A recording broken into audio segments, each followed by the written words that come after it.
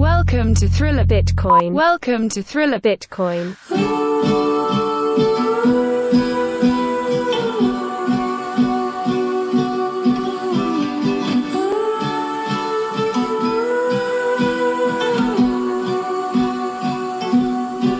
If we can see what's coming up ahead, I will be there steady in your step. If we can see the forest for the trees, let's just bring it back to you and me. On a quiet shore, on a rocky sea, on a mountain top, in the deepest deep. We'll be there together in times like this, times like this, times like stay right here forever. In times like this, times like this, times like this. Just to have you by my side, just to hold each other tight, as long as we're together. In times like this, times like this, times like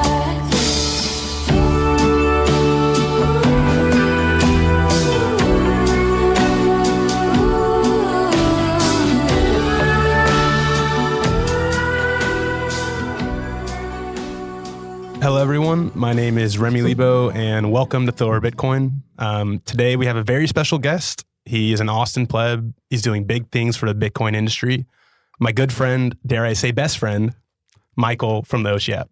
Hey, I'm not that special. Hey, Thank you you. could be. Thank you for having me. This is a pleb podcast, right? Yeah, a pleb podcast, of Sweet. course. But so yeah, just to start it off, getting into it, how did you come up with the actual name Oshi? Because I've listened to a few of the podcasts. You never address it. You know, you're always keeping us on our toes. But either you looked at Satoshi and you realized, well, Sats is taken, so Oshi, or you had this great idea and you were like, oh shit. And that is the name. So could you tell me how you figured it out? Yeah. So initially, I love the "We Are All Satoshi" meme. I think that really encompasses Bitcoin quite a bit. It's not about an individual company or a person or anything. It's a collaborative effort, grassroots effort. And so that particular meme stuck with me.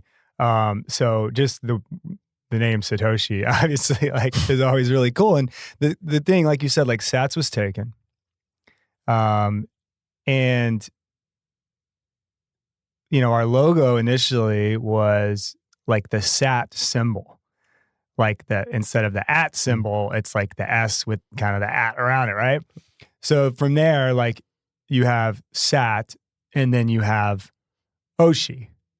So if you kind of connect the dots, it just really just spells out Satoshi. But we weren't going to call the app Satoshi because I don't know, that just seems so much. Yeah. yeah, it'd be a little much.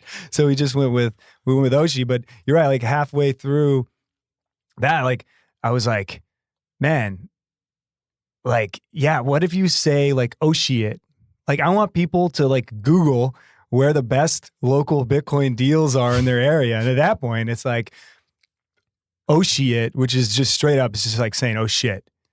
Well, where are the best local deals in your community? I don't know, man, just Oshi it.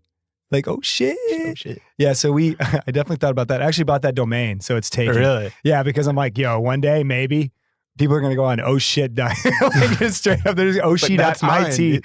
Yeah, just straight up. So yeah, that's how we started with that one. Hey, well, that's good to know. But so yeah, just get into a little more. I heard there have been some massive updates to the Oshi app. If you want to just kind of walk me through it, tell me what's up, tell me what's different, show me the way. Please. Yeah, absolutely. So the first iteration of the app, we would always call it kind of a little bit more than an MVP, but not too much more. Just a way to give people an experience and kind of usher in this new idea, a new way of interfacing and kind of engaging in the Bitcoin economy at the local level, right? So the new update, we have a much nicer map so people can actually see the businesses around them. If you're in Austin, there's quite a few, or in Reading, or but a way to kind of see the potential growth as more and more businesses begin accepting Bitcoin.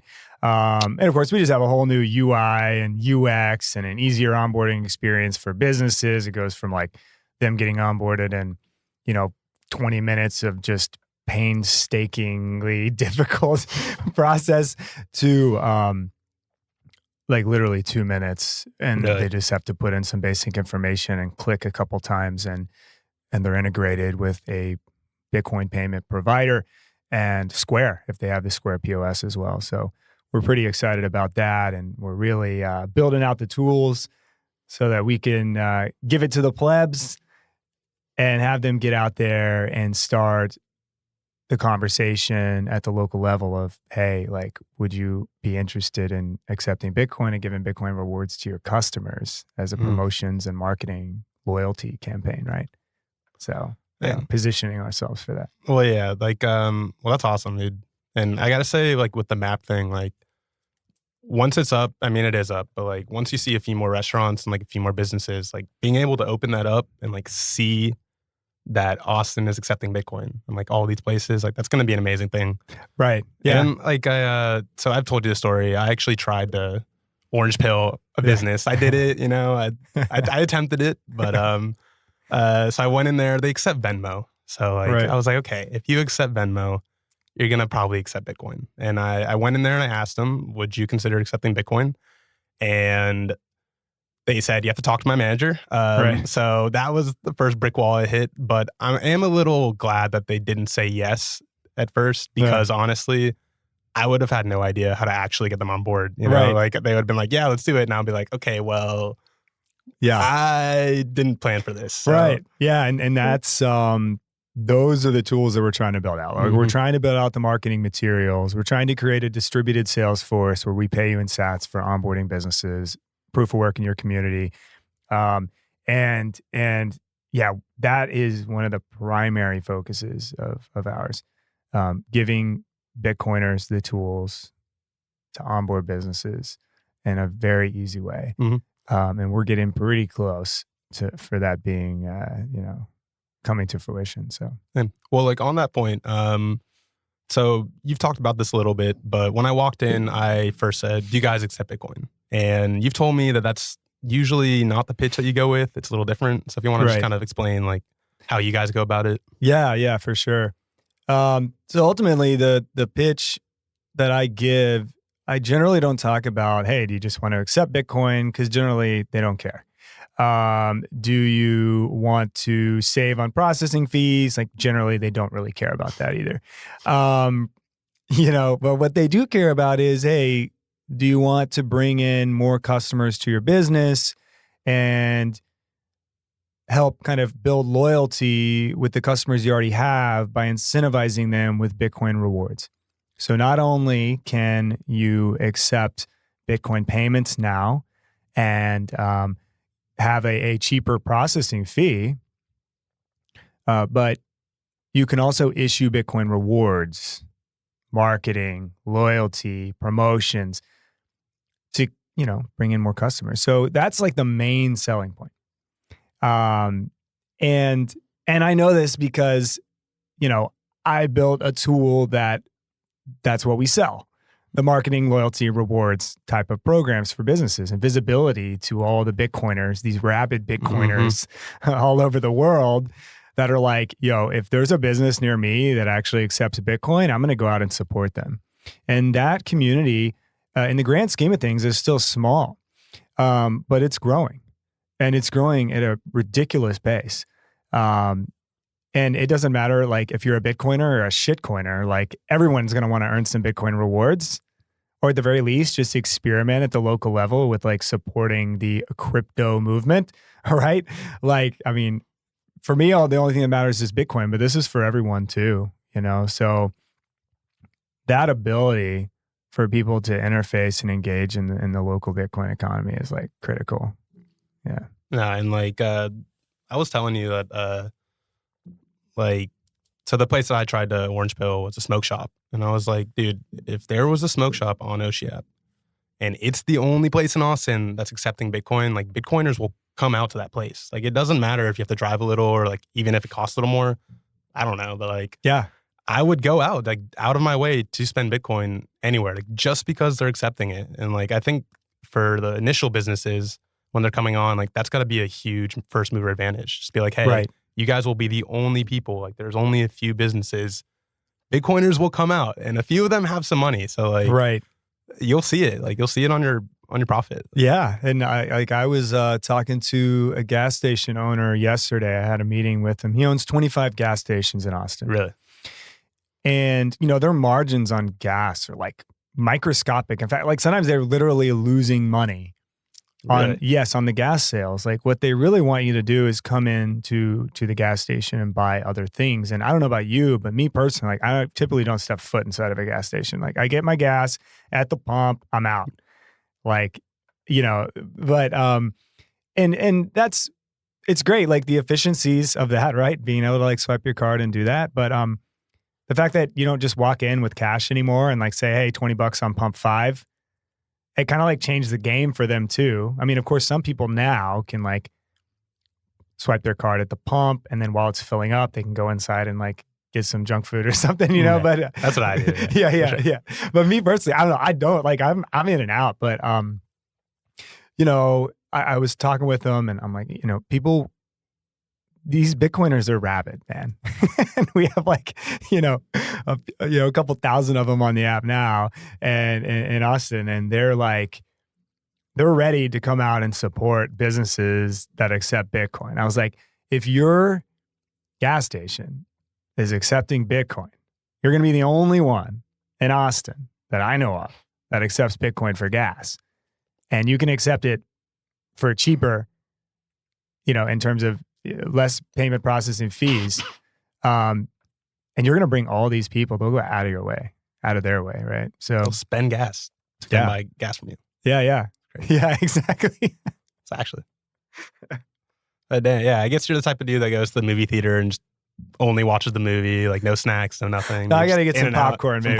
Some popcorn. That's where they make the money, Yeah. I got to get some popcorn. I got to get the $25. It's ridiculous. The popcorn prices.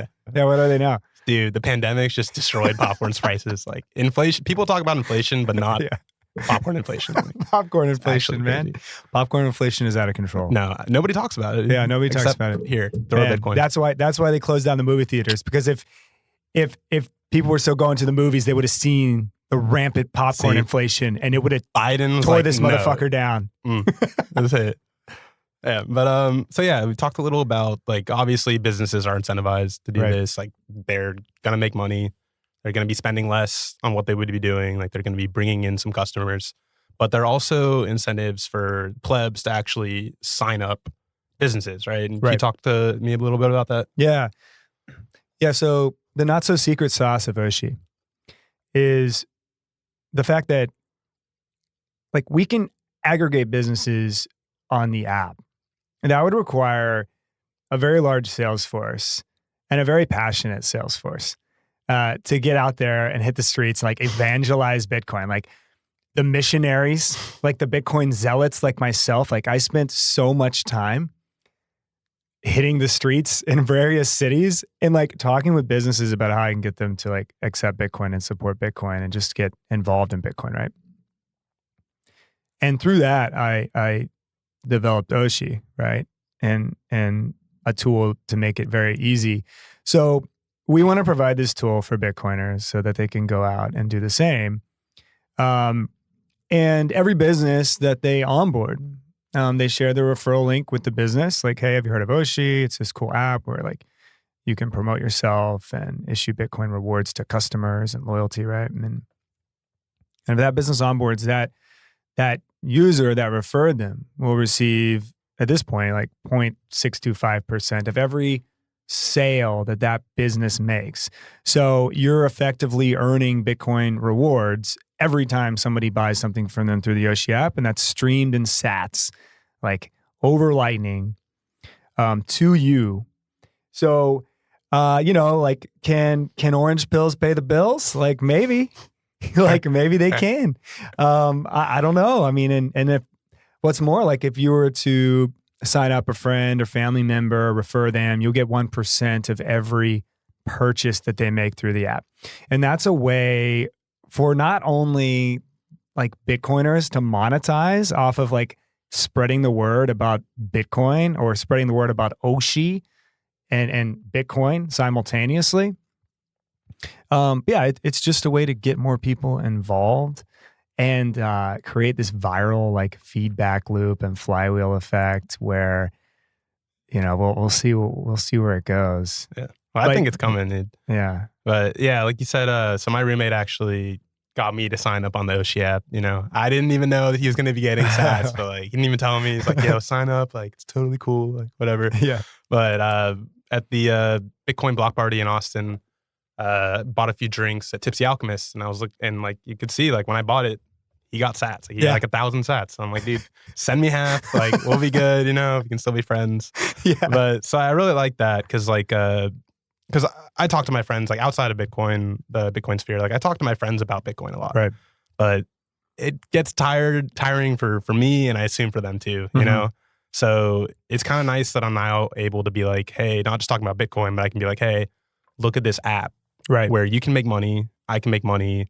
Bitcoin's like secondary, but like we can do this, and we can like sign businesses up right. to make money too, and like all the while we don't even know it.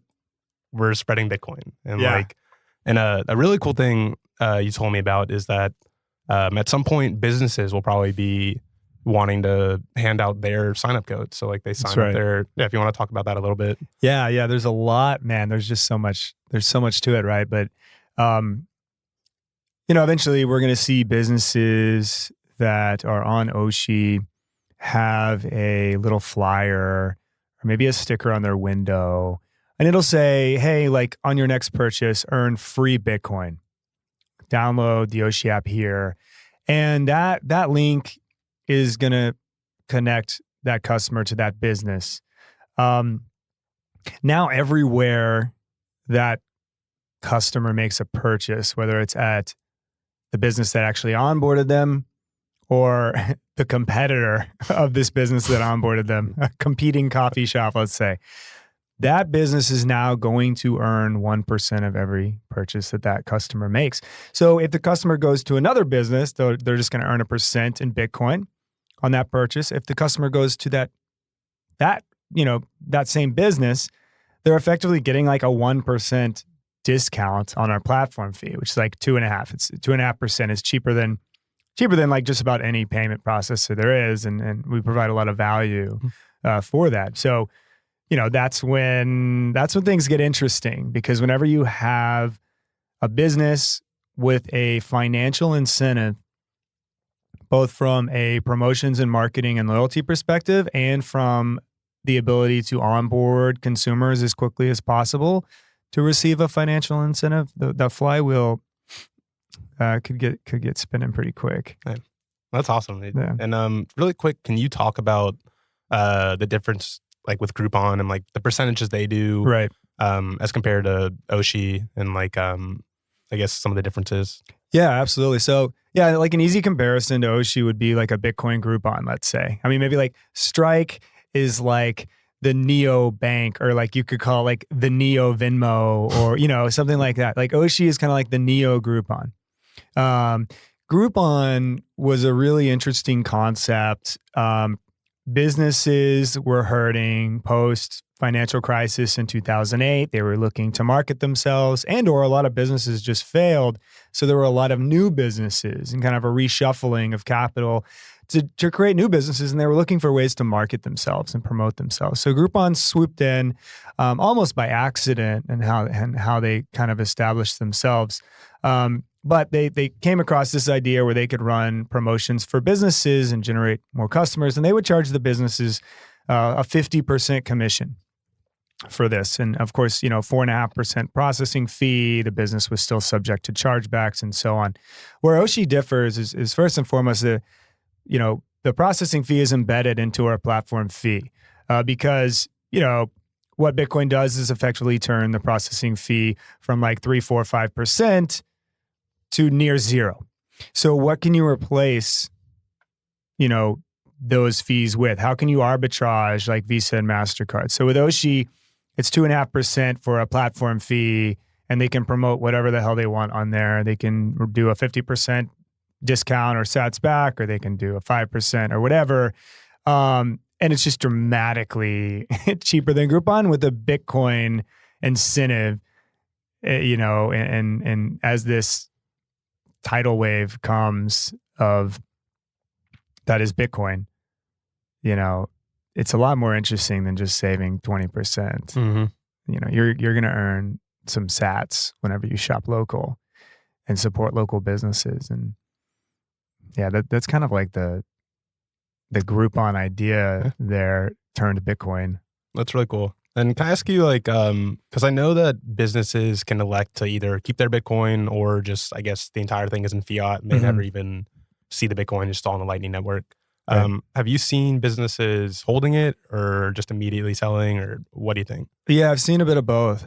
Because the onboarding process is so easy now, there's no upfront cost to use Oshi as a business. You only pay whenever someone actually purchases something from your business through the app.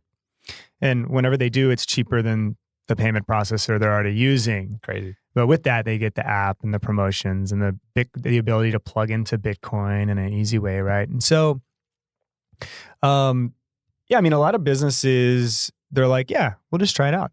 Sounds good. Like, we'll start accepting Bitcoin. Like, so what if we do like $100 in sales a month in Bitcoin? Like, that's not going to hurt us. Like, so what if Bitcoin price drops 50%? Like, we'll just try it out. Whoa. Yeah. Like, so yeah.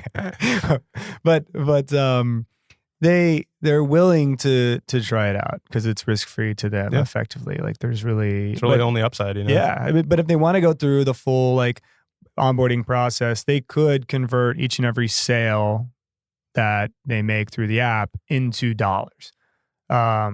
So we get them set up with like the Bitcoin payment processor of their choice. So whether it's OpenNode or IBEX, Galloy, like the Bitcoin Beach wallet, down in El Salvador and beyond, pretty much everywhere but the United States. But we'll have other options too. We'll have Voltage and BTC Pay, and there will be other companies that come out with options to provide merchant services like, Strike and so on. They can take their pick.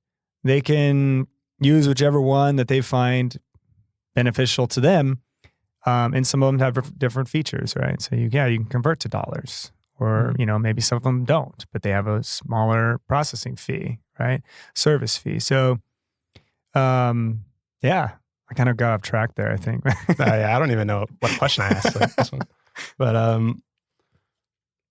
But yeah, so let me just change the topic a little bit. You've been to El Salvador. Right. You've been to the Bitcoin Beach. You told me that you wanted to Oshi to let everyone have a Bitcoin beach in their backyard. Right. That would be cool if I had a beach in my backyard, I gotta say. But could you tell me about the visit and like if you learned anything or what you saw? Yeah. So like I went to El Salvador a couple times to Bitcoin Beach, and I wanted to see like what was going on down there, right? Like firsthand. And what I saw was like awesome. People were just like accepting Bitcoin over Lightning for a variety of goods and services. It was like the norm almost, right? But there was like a lot of different pain points and frictions there. And at the time, like I had already built Oshi, but what I got to see was a glimpse into what is effectively like the future. And it's really interesting how a country that, is developing with 70 or 80% of them that don't have access to financial services, they're the future right now. Because they've been operating on just a fiat-based, cash-based economy for a long time because, again, they don't have access to financial services. So they have an opportunity to completely leapfrog everyone. Like and they're doing it right now. Because here's like this anomaly that I like talking about. This is like this weird anomaly. For thousands of years, it was peer-to-peer cash-based transactions with 0% payment processing fees, and settlement was instant and final. But over the past few decades, the dawn of the internet, and then the ability to send transactions over the internet to purchase goods and services online, while amazing, it is an anomaly. We have never done that before. So Visa, MasterCard, financial intermediaries and institutions provided services to facilitate that. And it was worth it, right?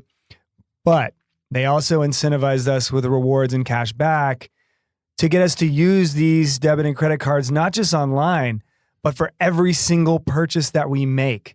So now these companies, which is effectively Wall Street, not Main Street, get a percentage cut out of every single transaction that takes place at the local level. It's effectively a tax. Now, again, that has been a valuable service for many businesses. They're like, yeah, sure, like we'll pay the fee, right? And of course, they pass that fee down onto the consumer. The consumer just doesn't know it because the consumer is just like, I'm going to earn cash back on this. But for thousands of years, that was called your change. Like, yeah, 2% cash back. Yeah, that's like, you're going to give me $100 bill, I'm going to give you $2 back. Like, that's called your change. They got us to use these cards everywhere just because they were keeping our change. What Bitcoin does is it restores us back to like the way things have been. And it does what all these payment processors and financial intermediaries do. It does it for near free.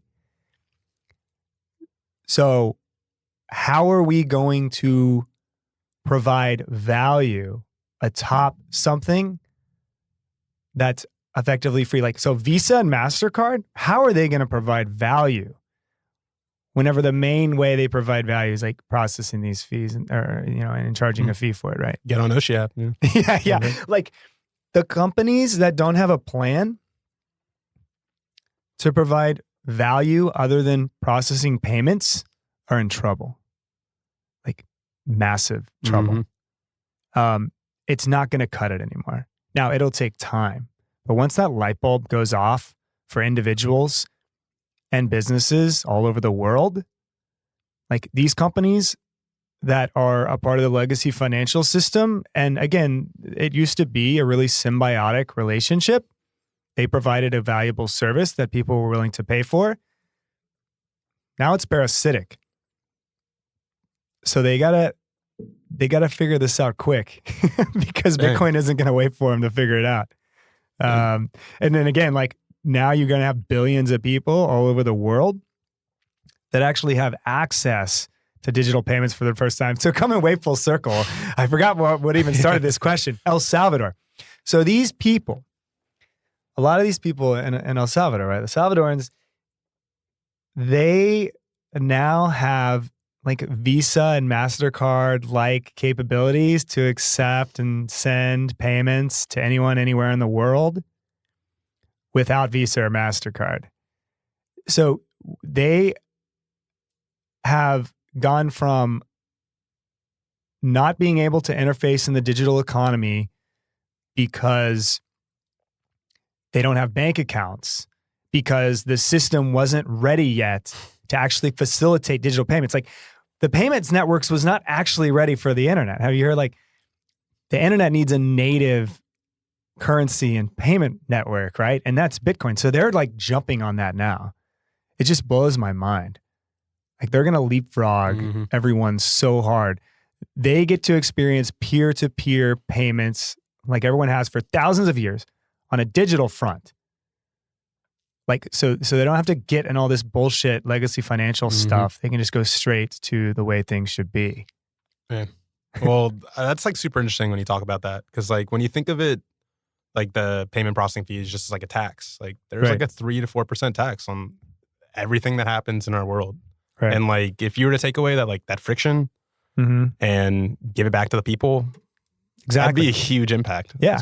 What we basically say is stop paying Visa and MasterCard to do something that Bitcoin does for free, or at the very least, like give the difference back to your customer in Bitcoin rewards. Like you can arbitrage the legacy payment processors and, you know, it's going to be so much better for the community because now the money is going to stay local. Like instead of giving it back to Visa and MasterCard, give it to your customer. Like, and once that clicks, it's hyper Bitcoinization. I'm excited, dude. Once that clicks, but we got to get there first. Yeah. So like, we need everybody in Austin to like get off their ass. Everybody all over the country to get off their ass and start the conversation and introduce businesses to Bitcoin. And like, you know, I'm biased. Actually, Oshi is at this point, like basically the only way to do it in a way that's going to make sense for these small business owners. And just allowing them to take that first step without having to actually orange pill them is a big deal. So we have, you know, referral links and ways for people to onboard businesses now where they can just give the business the link, you know, try to get them interested, tell them, give them the Oshi pitch, give them your ref link, and they're going to onboard in minutes without having to actually be orange pilled. That'll come later. Yeah. No, you've talked about that. Like you can subtly orange pill them. Like they don't even need to know that it's Bitcoin. You don't even need to bring it up. Like the Lightning Network doesn't even need to be said. All you do is free transactions, instant, permanent. Right. And just let the Bitcoin be in the background. Yeah. You know? The Bitcoin just be like the rewards. Yeah. If you could give your customers a little sliver of Tesla stock, would you? And they're like, yeah, that'd be awesome. Like, man, I'd like that. All the customers would come. Right? Everybody would come. Yeah. Well, yeah, that's illegal. Like it's a security. You can't do that. But you can do it with Bitcoin. You could give them a little sliver of Bitcoin. Not illegal yet. Yeah. I mean, hey, it's peer-to-peer cash. It's digital cash. I mean, you can give Bitcoin rewards to your customers. And Bitcoin is like better than Tesla stock. And it's like something that like you can give it to me and like I don't even need to worry about it. Like I don't need to do anything with it. Just leave it on Oshi. Right. 5 years, come back, give it to my kids, you know? Like, right. That's it. Yeah, it's beautiful. And like the cost basis on these rewards don't even start until you actually withdraw it. So like we don't want to hold your rewards, but you know, we would rather you withdraw them. But technically like you could leave the rewards on the app and the price of Bitcoin could like quadruple and you don't have to pay capital gains on that because the cost basis doesn't start until you've actually withdrawn the rewards.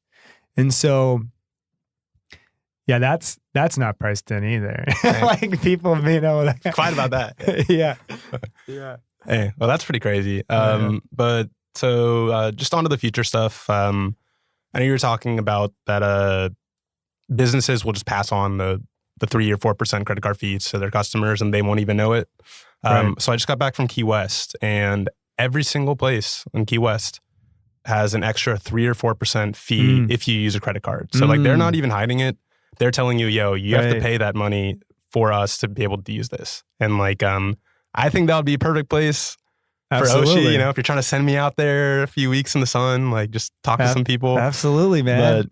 So that would be something really cool. Yeah. I mean, that's interesting. I think for a while it was like illegal to do that. Really? Yeah. 'Cause I think, I mean, obviously, because the payment, the credit card companies are like, hey, you can't do that.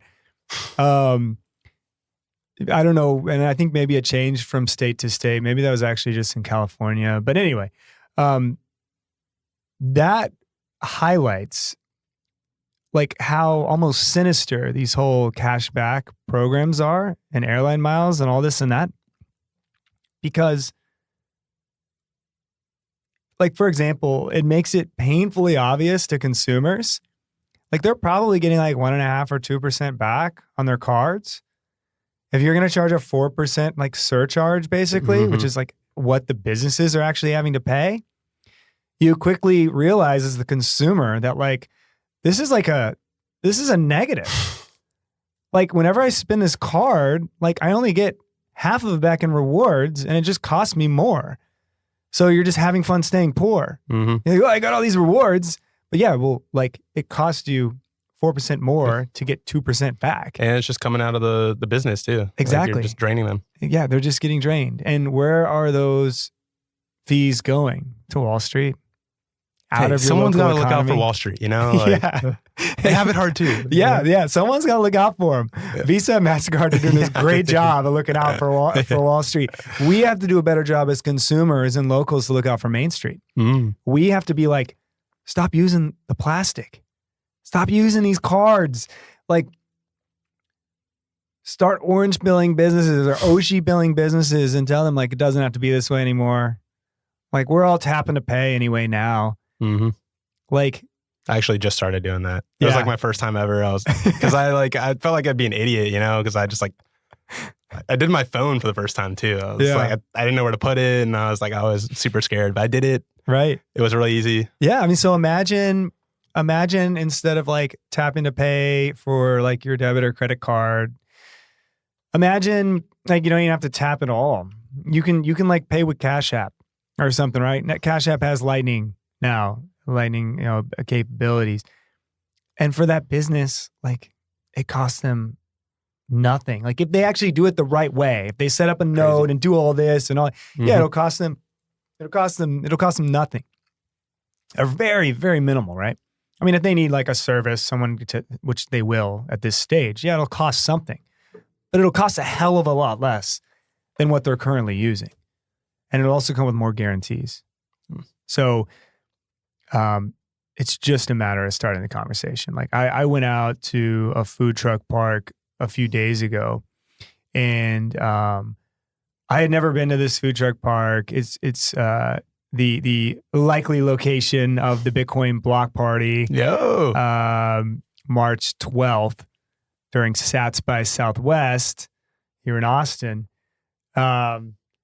And I just walked out to this park. It's called the Picnic. It's like Barton Springs area. And I just started going, food truck to food truck park, food truck to food truck. And the first one was like, I don't know, I'll think about it. The next one was like, yeah, sounds good. The next one, like we straight up onboarded on the spot. And then the owner of like 4 food trucks at the park just like happened to stop by. And I'm like, hey man, here's what we got going on. Like, how's this sound? He goes, let's do it. And I was like, do you want to hold the Bitcoin or do you want to receive dollars for it? Or how do you want this to go? And he's like, I'll just hold it. And like, so within an hour and a half, we went from, myself, went from having no Bitcoin accepting businesses in that park to having like 90% of that food truck park accepting Bitcoin. It's actually crazy. In an hour and a half. Now, granted, I've done this a few times before. Yeah. I'm not going to be able to step out there and do that. I've done this a few times before, yeah. And I'm not sitting here saying like, yeah, you'll just say it and they'll just be like, yeah, sounds awesome, let's do it. Sometimes that's actually the case. But yeah, sometimes it takes a little time. Like they've given verbal commitments to do this thing. Now it's time to follow up with them, right? Which takes time. Yeah. But on Monday, we do this like weekly call where people can learn how to pitch Oshi to local businesses so that these businesses can accept Bitcoin, right? And like get the community involved. And I had a call on Monday and there's an awesome guy. He's an Austin local. And he's like, all right, cool. I'm going to take this information. I'm going to go out. I'm going to start trying to onboard businesses. And on Tuesday, he sends me a text. He's like, yo, just got this business on. He's like taking a selfie with the guy. Like the guy has the Oshi app on his phone. I'm like, no way. And I'm like, where is this business? It's 2 minutes from my house. It's like right next. I was like, whoa, this guy like just onboarded a business right next to me. Like right up from under you. Yeah, like right up. I was like, yo, man, like that was my turf. Territory. That was my turf, man. And he just did it. So, we have a guy that like was running around Connecticut the other day, and he said he talked to like 25 or 30 businesses, right? No onboards yet, but a lot of interest. So like just start the conversation. and talk them through it. And we have people in Miami, Tampa, Arizona, Redding, San Francisco, Missouri, like all over the country. Dallas, like McKinney, like Dallas. yeah, that are starting to introduce small businesses to Bitcoin through Oshi. And whenever you have the most passionate, fiery group of people on the face of the earth that want to see Bitcoin succeed, and they have a tool for the first time ever to help introduce their community to Bitcoin, it's going to be a big deal. It's a beautiful We're seeing thing. it play out little by little, one business at a time, allocating 1% at a time of their sales to Bitcoin. It's exciting. Yeah, and you said like that one of the hardest things is actually talking to the owners, like because Right. especially with the pandemic. And like I could definitely see just kind of like a domino, like one dude knows one business owner. And I think you said this happened in Reading, that like once you got one business, you were able to use that name Right. to get others. Cause like I assume that Austin's probably a little bigger, but Right. like it's got to be a tight knit community of business owners. Oh yeah, for I'm sure. sure they know each other. Absolutely. So I went to a business last week, and it turns out he owns 6 other businesses, and he like loved the idea. He's like, let's do it. So we're going to meet with him next week and get everything set up. But yeah, like sometimes you just talk to the right guy and he's interested. And again, it's no upfront cost. Like it takes 5 minutes of their time and they'll do it. Like, and you might have, there's another guy that owns 12 and he's like, yeah, let's do it. And that's not always going to be the case, but you never know who you're going to talk to. And the reality is if you're able to sit down with the business owner for like a few minutes and pitch it to them, it's a really high success rate of them saying yes. Really high. And I've heard, I talked to a guy recently that gets Bitcoin ATMs set up.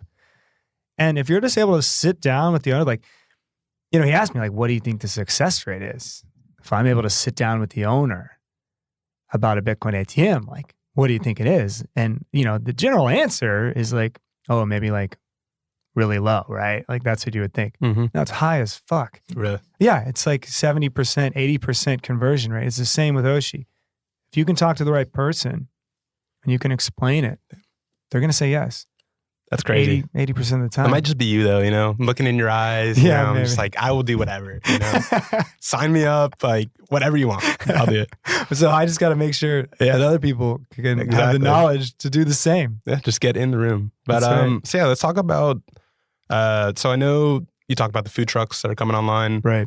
We got the Meteor on Right. South Congress. I don't know how recent that was, but Yeah. I started going there. It's awesome. Yeah. Great food, great wine. Yeah. And then I heard there's some news possibly about the Miami block party. Yeah. Boom. Absolutely. If you Yeah. wanna talk So about- we'll be doing a big Bitcoin block party in Miami as well.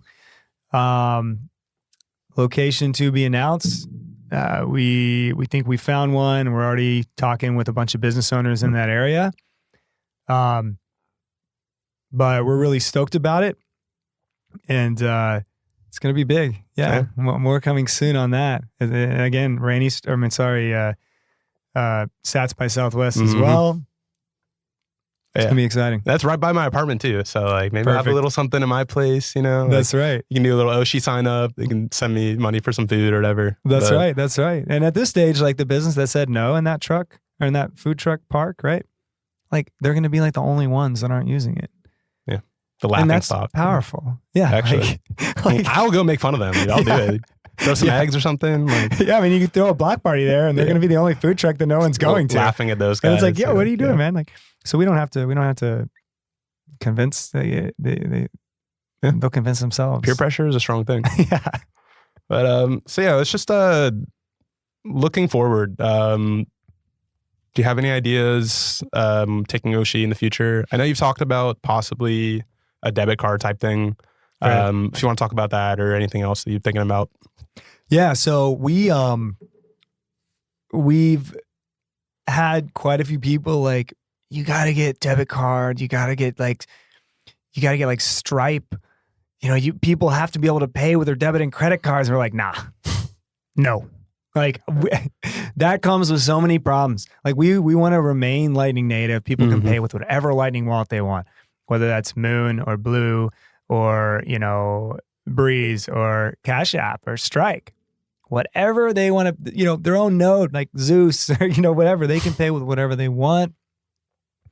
And what are people going to pay with? Like, do we need our own debit card or do we need the option to pay with a debit card whenever that just subjects our businesses to like potential fraud? It kind of harms our business model as well, because now there's always the risk of a chargeback. So if you give people sats back and they charge back the card or something, like it hurts Not a you. good look, yeah. And it just makes the whole experience just worse in general.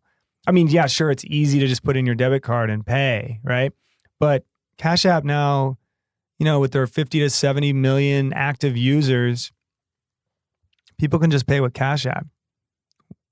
What the hell am I doing? Like trying to incorporate Stripe, the payment debit and credit card provider. Like, why would I do that? No.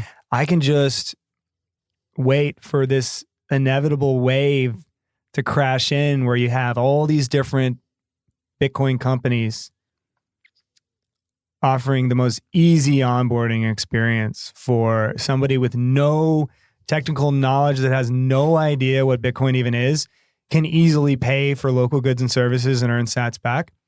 I mean, like, we have this wallet selection screen on the app, and okay, we have like all these different Bitcoin wallets on there, Lightning enabled Bitcoin wallets. And the reality is that like most people are not going to recognize a single one of those except Cash App. They're going to be like, oh, I can just pay with Cash App. This is easy. I already have Cash App. This is super easy. I've even had like investors, right, kind of bust my chops a little bit about debit and credit card stuff. Like, you have to do this. I'm like, nah. It's the old way. That's the fiat mindset. I'm like, nah. No, we don't. Like, things are coming. And it's going to make it so easy for tens of millions of people to engage and interface in the Bitcoin economy. And I don't have to say that they're paying with Bitcoin. I can just say they pay with Cash App. You don't need to say anything. Venmo will do the same probably. Yeah. Pay with Venmo. And it'll actually give people a reason to even use those companies. Like, people pay individuals like with Venmo. Like, oh yeah, hey, I just got lunch. Like, send me like $10 or whatever. Pay me back on Venmo. But did they actually like use it at local businesses? Hell no. But now, you can. That'd be awesome, because I just like, I'll always have like 50 or $100 just sitting on Venmo. Right. Got my Venmo books, just like chilling. Yeah. But like, if I showed up to a business and they're like, yo, like that smoke shop, dude, they were like, you can pay in Venmo. I was like, okay, well, it's just sitting here. It's not doing anything. Yeah. Like, Exactly. And I do say I do like the update with all the different wallets. Right. It's great. It looks seamless. If you don't have the app, go download it. Go look at the wallets. Just that part. Like, that's cool, I guess the map too, but mostly the wallets. Yeah. It's sick. And Glad you like it. The first time I used it, I used the Strike app. And the second time I used the Cash app. And both were seamless. Nice. Instant, no chargebacks, Hell yeah. And this is a little off topic, but I just want to say, I've told you this before, but so one thing with the pandemic that I kind of like with restaurants is that a lot of places you'll now pay initially. Like they'll do like the no contact payment or whatever. Like they'll come to you and you'll be able to pay at the table, which I kind of like. But the problem that I have with paying like right when I get there is that if I want to tip, I have to tip immediately, right? But if I pay at the end, then I have to wait around. I have to like look for my waiter and be like, yo, I hate doing that. I hate ring a little bell. Like, that's just like my worst nightmare. It's like making eye contact with somebody. And like, so I don't want to do it. So the thing with Oshi that was amazing is like when we went to the Tipsy Alchemist, so I'd already paid beforehand. So that was taken care of. Instant, final, they have the money. So they came up, I ordered my drink and they scanned it. Right. So that was awesome. I didn't have to, I could leave whenever I wanted to. I could just walk out, like dine and dash, just go for it. Like, no, it's all good. Like, I paid on Bitcoin. Look, it's on the blockchain. Like, and after I'd received my drink, like at any point I could tip. Right. So it kind of gave me the best of both worlds, as in like I was able to leave whenever I want. Like there was no having to wait on a waiter. And then I was also able to tip based on the service and like how well I thought it was. Exactly. And like, I'm a millennial now. I'll tip 20% on anything. Like that's just like what's built into me. But it is nice to have the choice and like the ability to leave when I want and then also tip when I want. You know? Yeah, I think that's really cool. The standard tipping flow that we see today, where you order something like at a fast casual restaurant or cafe or whatever, and you have to tip before you even receive the product or service, and you don't even know if it's going to be good product or service. Like that's very fiat. It's a very fiat thing, and it's because like they kind of need to know how much to actually charge your card all up front. So you have to do the tip up front as well, generally.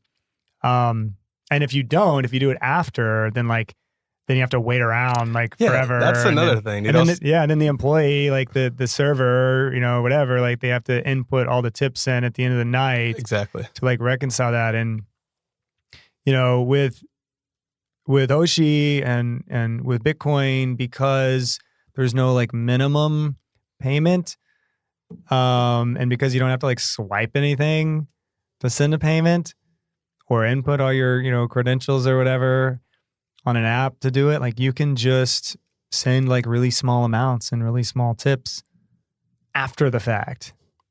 Like what if you had to like tip your Uber driver before we even got in the car? Like it's bullshit. It's very fiat. And then also like these poor companies that are getting like drowning in inflation and drowning in all these price increases, they really need you to tip more, because that's a big, can be a decent portion of the employee's income. We're paying their income, actually. We're paying their income. Yeah. It's crazy. And it's just so fiat, but businesses are like pivoting so hard. I went to this really cool like bulgogi place. Nice. And they used to have like a massive like plate of this like beef bulgogi and like on a bed of rice and everything. It was really awesome. But now they like changed it up, and it's still really good, but now they do like hot dogs with like some bulgogi on top. And I was talking to him about that. What's that? Hot dog and bulgogi on top? Yeah. But it's really good. Really I mean, hey, it's good. But I just straight up said, I was like, yo, man, like bulgogi prices must be getting up there. And he's like, yeah, so we had to like pivot and try new things and do work with, hot dogs. Yeah. So I was like, hot dogs.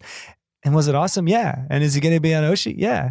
But, I'm like, man, these businesses are just drowning. Like they need help. They need some Bitcoin on their balance sheet, man. Yeah. And like with the tipping, like you're saying, like I hate, because like I get notifications on my phone. It's like you paid this much, and like I'll get the amount, and I'm like, I know I paid more than that because I tipped, but like it's showing up different, and like that's one thing. And then another thing, this personally hasn't happened to me, but like because whenever I write, like whenever I sign something, like I always, if you're tipping, like if you're not tipping, you want to cross out the whatever, right, so that they can't write. But like because conceivably someone could just say, hey, this guy tipped me $100. Like, like it's his word versus mine. And like, there is no him versus me in Bitcoin. Like I either tipped you nothing or I tipped you like whatever I sent. Like there's nobody that can be like, oh, you actually tipped me like this many sats or whatever. Exactly. Yeah. It's like a push payment as opposed to like them pulling whatever the hell they want to pull. And if they pull like a ridiculous amount and then you have to like charge it back or something, then like the business gets penalized pretty heavily for that. And that's why the fees are higher. Yeah. It seems like a no-brainer. I mean, but I'm already on the app, so like obviously to me. But like hopefully we'll get you you some food nearby your house soon. You've already got it. Like I mean, once you get those food trucks on, like that is near my house. So, like, I will be there. Like I'll be #1 Oshi app. Hell yeah. But yeah, I think that's probably a good stopping point. I think we covered all of our bases. Yeah. If there's anything else you want to tell the world about Oshi or just about your personal life, like anything going on? I just, I just want people to understand like Oshi's a tool to, like we talked about earlier, like Bitcoin Beach was a very like local grassroots effort. And look at the impact it had on the world. We're talking like a small group of people that basically orange pilled their community. And generally speaking, it's not like they were providing Bitcoin education. Yes, they were talking about inflation and talking about this. But the main selling point was like, you want to accept instant free payments? Sounds good. For the first time ever? Right? And they changed the world. Us like Chimbera, Jorge, like Mike Peterson, Nicholas, they changed the world. Oshi is a tool to like bring a little piece of that into your community. And what that's going to do for your community, for the country, for the world, we'll find out. But we have to start somewhere. And that's what Oshi was made for. That's why we are all Satoshi. That's why I built this, because I'm just a pleb. And I was building for what the Bitcoin Beach guys were already doing, and I didn't even know about. And like, man, we have such an awesome opportunity. I agree. You know, the Bitcoin Beach wallet is a tool that orange pilled an entire country, or at least got them taking their first steps towards it. And Oshi is, in my opinion, a very similar type of tool. No, it's not perfect. Hey. You know, Hey. but it's that stepping stone. Like, start off with the Oshi pill, and the orange pill will go down so much easier. So everyone listening to this, if you're still listening, man, props. But download the app, start sharing it with your community, see what they say, start the conversations, and like, we fix the money. The money's fixed. Now we got to fix the world. Let's fucking go. If you build it, they will come. If you build it, they will come. We'll just do it in Austin. But yeah, dude, thanks for coming by. You heard it from the man himself, Michael. And from everyone here at Thrower Bitcoin, thanks for stopping by. Hey, man. Thank you. Of course. Have a good one.